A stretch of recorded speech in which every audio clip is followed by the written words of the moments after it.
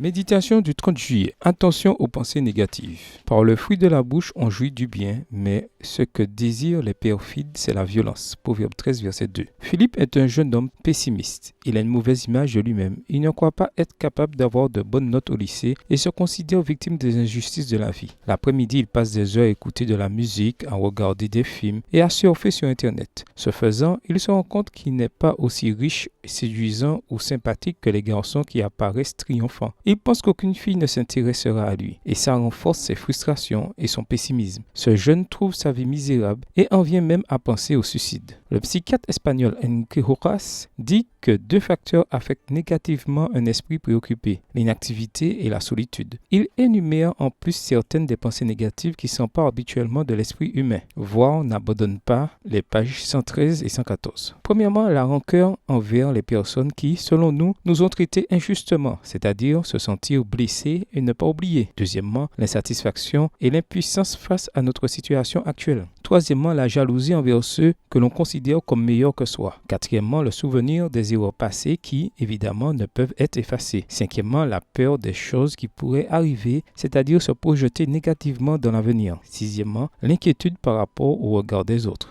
Es-tu quelqu'un de pessimiste? De quoi nourris-tu ton esprit? Te rends-tu compte que tout cela a des conséquences sur ta façon de penser et d'agir? Les mots influent sur l'état d'âme et la formation des critères personnels. En autre chose, c'est pourquoi il faut faire attention à tout ce qui influence nos pensées. La musique, les programmes de télévision, les films, les sites internet et les amis. Tout cela nous transforme et nous rend semblables à ceux qui entrent par nos sens. En effet, nous sommes le résultat de tout ce que nous écoutons, contemplons et touchons. Nous devons donc prendre bien soin des avenues de notre âme parce que notre cerveau fait partie du temple du Saint-Esprit. Voir 1 Corinthiens 6, verset 19. D'autre part, il faut éviter l'oisiveté et la solitude. Il t'est conseillé d'avoir une activité de type bénévolat, une activité sportive, culturelle ou intellectuelle pendant tes heures de loisirs et d'apprendre à t'intégrer dans un cercle social. Ce sera un excellent vaccin contre le pessimisme. Demande aujourd'hui au Seigneur de t'aider à prendre soin de ton esprit et à le remplir de paroles édifiantes et positives. Bonne journée à toi et que le Seigneur te bénisse.